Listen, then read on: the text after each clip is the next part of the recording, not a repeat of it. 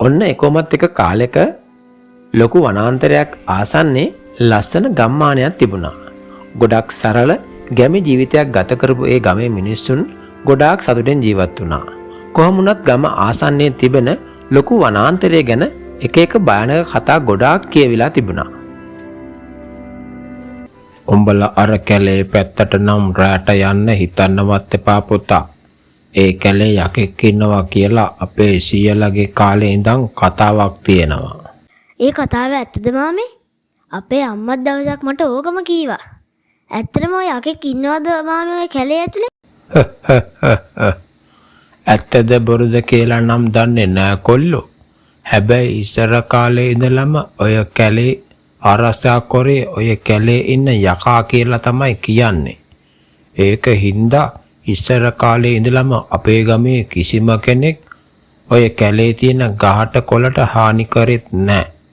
ඒ වගේම රෑ වෙලා ඒ පැත්තෙන් ගියෙත් නෑ. ඉතින් ඔන්න ඔය ගමේම ජීවත් වුණා සමන් කියලා මිනිස්සෙක්. ඒ සමන් කියන කෙනා ගොවිතැන් කරන්න ගොඩාක් කම්මැලි වුණා. ඉතින් ඒක නිසා සමන්ට ඕන වුණා ඉක්මනින්ම පෝසත් වෙන්න කෙටි මාර්ගයක් හොයාගන්න.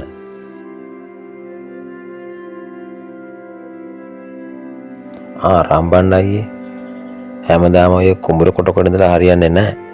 මම කල්පනා කරලා තියෙන්නේ එකපාර අතට ගානක් එන වැඩක් කරන්න.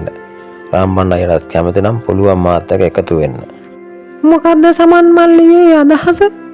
අපිත් කැමති එකපාර අතට ගානක් එන වැඩක් කරන්න. ඔව් රම්බන් අයියේ එහෙනම් වරෙන් මාත් එක්ක උඹත් යන්න. අර කැලේ තියෙන ලොකු ගස් ටික අපි කපලා විකුණමු. ඔව් හැබැයි එතකොට නම් අපිට පුළුවන් එකපාර ලොකු ගානක් අරගෙන ඉක්මනට පෝසත් වෙන්න. මං අපේ අයියත් එක්කගෙනම වැඩේට එන්නම් හිටු දෙන්න. ඉක්මනින්ම පෝසත් වෙන්න ඕන නිසා සමන් හිතුවා වනාන්තරයට ගිහිල්ලා ගස් කපලා ඒ ගස් විකුණලා ලොකු මුදලක් එකපාර හොයාගන්න ඕනේ කියලා. ඉතින් ওই විදිහට හිතපු සමන් තවත් ගමේම පිරිසක් එක්කලා කැලේට ගිහිල්ලා කැලේ තිබෙන ලොකු ගස් කපන්න පටන් ගත්තා.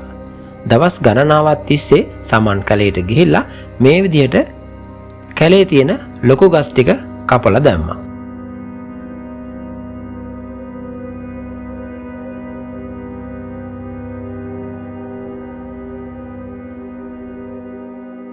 පුතේ, ඔයා ඔය කරන වැඩේ නම් මේ තරම් හොඳ දෙයක් නෙවෙයි. ඉස්සරින්දම තාත්තා ඔයාලට කියලා තියෙනව නේද? ඔය කැලේ යකෙක් ඉන්නවා කියලා. ඒක නිසා ඔය කැලේට ගිහිල්ලා ගස් කපන රස්සාව නවත්තන්න. ඒක අපි හැමෝන්ටම ඇඟට ගුණයි. අනේ අම්මා දන්න දෙයක් නෑ. මොන යකෙක්ද ඔය කැලේ ඉන්නේ? මේ ඔක්කොම මේ ගමේ උන්ගේ මනස්ගාත. කවුරුවත් දෙන උපදෙස් සමන් කිසි අවස්ථාවක ගණන් ගත්තේ නෑ. මේ විදිහට ටික දවසක් ගෙවිලා ගියා. එක දවසක් රෑ සමන්ගේ ගෙදර වත්තේ මහා අමුතුම භයානක අద్భుත සද්දයක් ඇහෙන්න පටන් ගත්තා.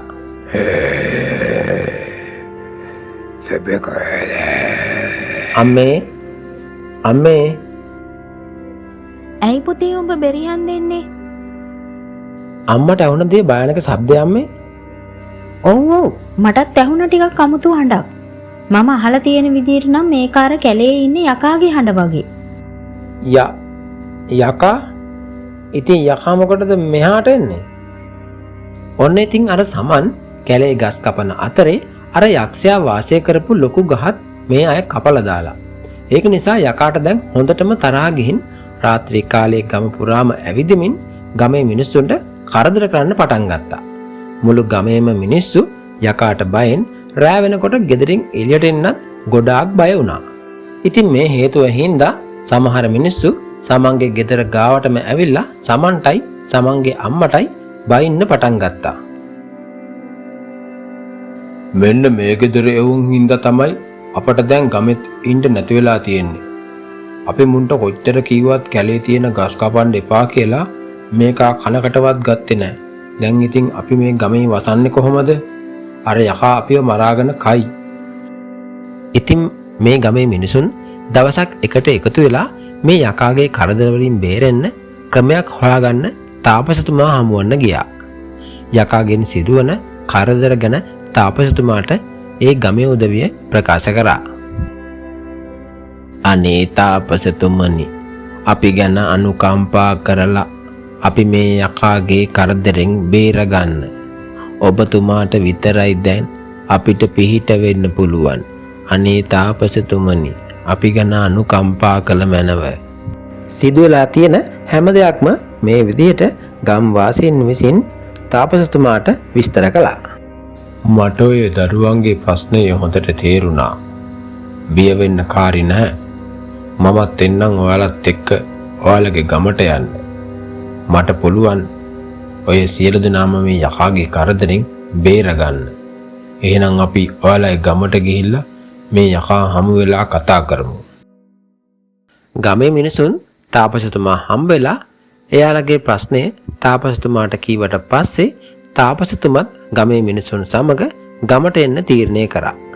එදා රෑ තාපසතුමා ගමේ මිනිසුන් එක්ක එකතු වෙලා යකා එනතුරු ගමට වෙලා බලාගෙන හිටියා.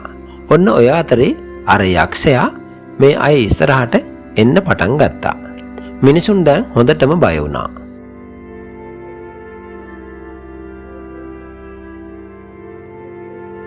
මේ යක්ෂයෝ තම මොන හේතුවක් නිසාද මේ ගමේ අයට කරදර හිංසා සිදු කරන්නේ? මේ බලන්න, මේ ගමේ අය බොහොම අහිංසක මිනිස්සු. මම අහිංසක නිසා වෙන්න ඇති. මගේ වනාන්තරය විනාශ කරන්න හදන්නේ. ගස් කපන්නේ. මම වාසය කරපු ගහත් මෝ කපලා දැම්මා. ඒක නිසා මුන්ට නිදහසේ ජීවත් වෙන්න නම් මම ඉඩ දෙන්නේ නෑ. මට තේරුම් ගන්න පුළුවන් ඔයාට ලොකු අසාධාරණයක් වෙලා තියෙනවා කියලා. අපි මේ අසාධාරණයට වන්දි ගෙවන්න සූදානම්. ඒක නිසා කරුණා කරලා මේ මිනිස්සුන්ට කරදර කරන්න එපා. හොඳයි, මම එහෙනම් උඹලට අවුරුදු 5ක් කල් දෙන්නම්. උඹලා කපලා දාපු ගස් වෙනුවට 3 ගුණයක් ගස් ආපහු ඒ කැලේ පැල කරලා ලොකු කරන්න ඕනේ. එහෙම නැති වුණොත් මම අවුරුදු 5කට පස්සේ මේ ගමේ ජීවත් වෙන හැම එකම මරාගෙන කනවා. එහෙම කියපු යකා ගමෙන් යන්න ගියා. යකාට උන පොරොන්දු විදිහටම ගමේ හැමදෙනාම එකතු වෙලා අර කපපු ගස් වෙනුවට ආපහු ගස් වවන්න පටන් ගත්තා. කැපුවා වගේ 3 ගුණයක් විතර ගස් ආපහු වගා කරා. කොහොම හරි ටික කාලයක් ගත වෙලා ගියා. ඉතින් ඔහොම අවුරුදු 5කුත් ගෙවිලා ගියා. දැන් වනාන්තරය ලස්සනට තියෙන නිසා යකාට ගොඩාක් සතුටු හිතුණා.